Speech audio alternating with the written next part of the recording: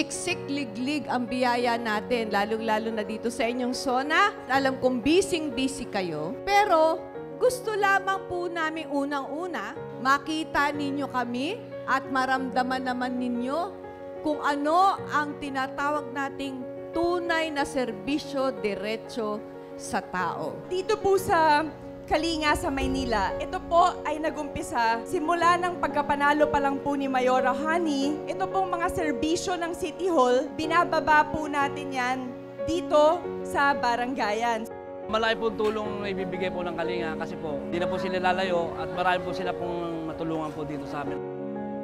Yung pagbibigay ng mga ayuda, mga medical missions, yung sa mga animals, tapos yung mga area na nasa lanta. Meron na po tayong libreng ECG. Meron na rin po tayong libreng ultrasound.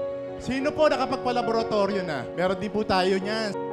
Meron po tayong 20 employers po dyan na para po sa ating mga high school graduate, college graduate, tsaka yung technical vocational. Para po sigurado po kami na ngayong araw po ay ma-hired on the spot po kayo. Meron po tayong libreng Kalinga Veterinary Clinic sa Dapitan Sports Complex po. Dalhin niyo po yung mga alaga niyong hayop na hindi nabakunahan ng rabies. Doon po, libre po yun. Gusto ko po pumunta rito, gawa po na nagbibigay po si Mayor Honey lang po ng bigas at gusto ko po siyang makita. Bukod po dito sa atin pong punong lungsod ay nagpupunta rin sa mga may sakit, may kapansanan, mga senior citizen, mga centenarian. Dahil kay Mayora, meron po itong mga ayuda. Yung sa pandemic, lahat po na natanggap po namin, binigay niya po. Laking tulong po sa amin. Nagpapasalamat po ako kay Mayora na nabigyan po kami ng tulong dito sa Manila at sana'y lumawak at umabong pa ang kanyang serbisyo dito sa Manila para sa Manileño.